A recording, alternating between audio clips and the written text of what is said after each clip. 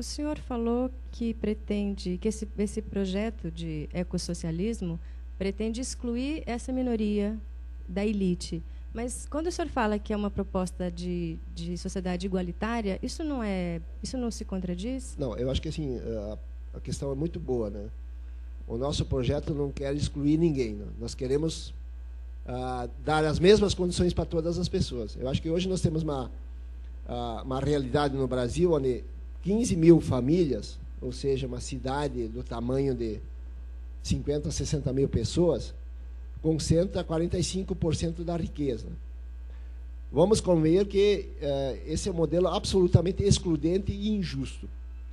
Na questão da terra, e nós, abro um parênteses para dizer que nós estamos trabalhando no plebiscito da terra, que vai acontecer agora dia 1º a 7 de setembro, plebiscito organizado pelos movimentos ligados à terra e pela igreja, pela CNBB, um plebiscito que coloca em discussão o limite da terra. Hoje, 1% da população, 1% dos proprietários da terra, detém cerca de 45% da terra agricultável.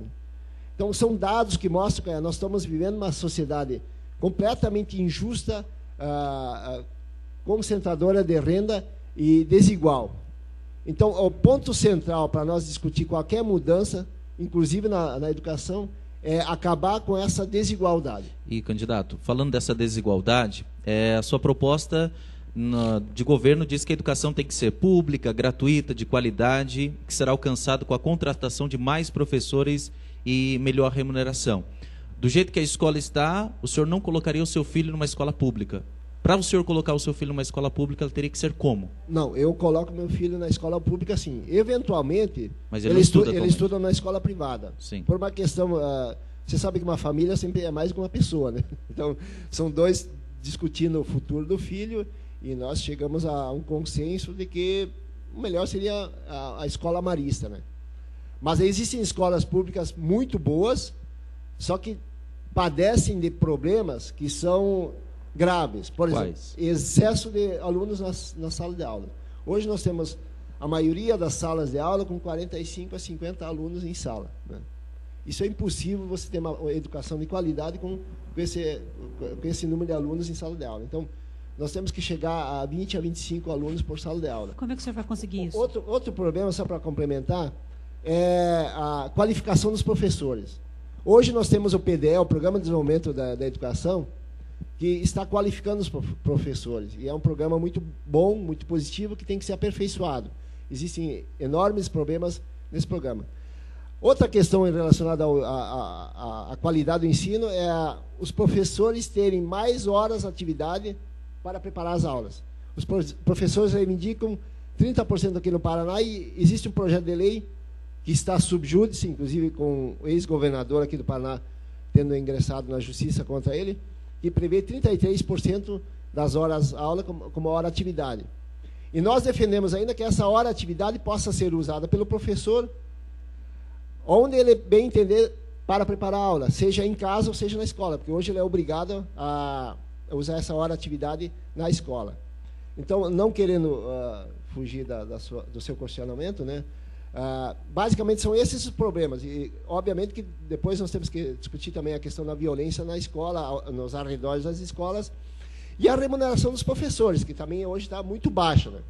Então, só para concluir esse raciocínio, o nosso ex-governador se jacta de que a educação no Paraná está num dos melhores níveis do Brasil, isso é verdade, só que nós dizemos o seguinte, que a educação no Paraná, sendo uma das melhores do país, é quase que nem um time o Paraná ser um time da quarta divisão nas primeiras posições do campeonato, né?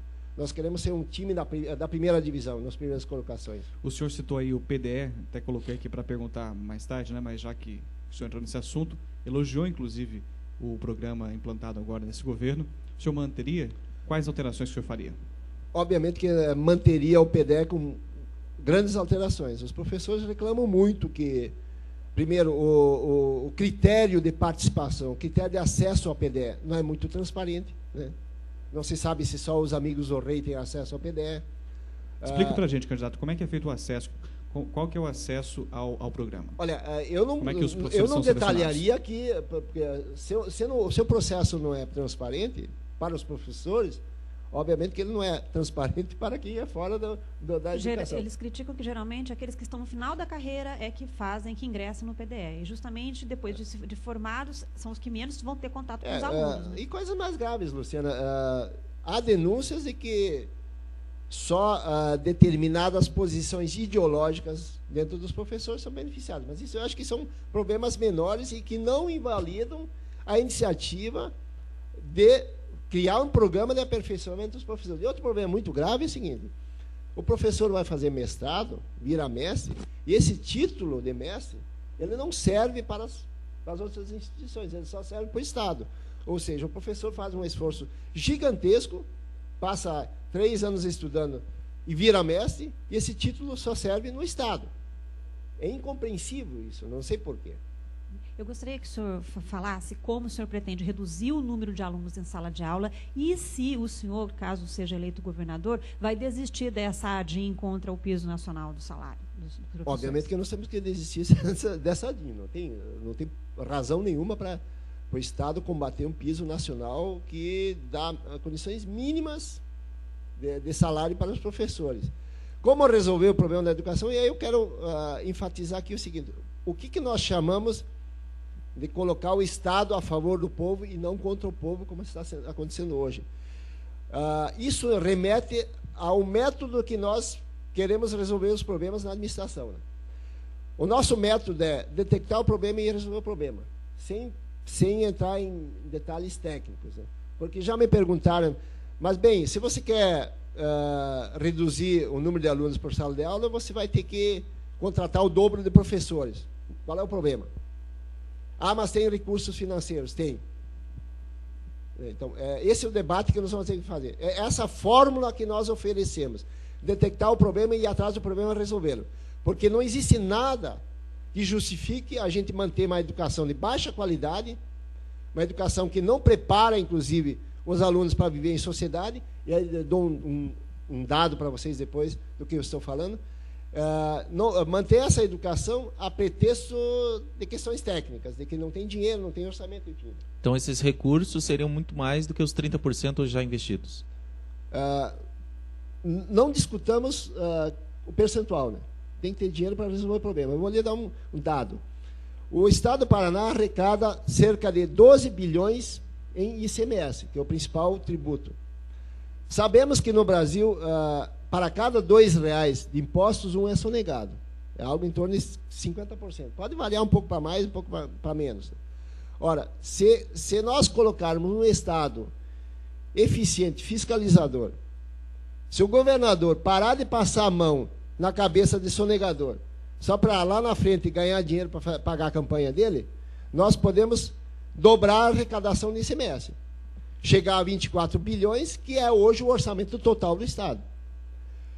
Mas vamos dar um desconto para os sonegadores. Vamos imaginar que o Estado não consiga arrecadar os 100%, que sejam só 50%. Esse 50% é exatamente o orçamento da educação de hoje, que está em torno de 7 bilhões de reais. Então, recursos existem. Sem contar que, obviamente, que nós temos que discutir uma reforma tributária que faça os ricos pagar imposto.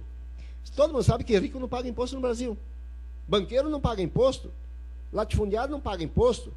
Comerciante não paga imposto. Ele só repassa o imposto para o consumidor. Mas a arrecadação sempre aumenta, né? A arrecadação está aumentando. E tem que aumentar mais ainda. Se nós quisermos um Estado que seja colocado a serviço de quem mais precisa do Estado, para dar saúde pública, gratuita, de boa qualidade, educação pública e gratuita de boa qualidade, desenvolver políticas públicas para acabar com a violência, nós estamos numa encruzilhada. Ou nós optamos por resolver nossos graves problemas sociais, ou a sociedade se degenera cada vez mais.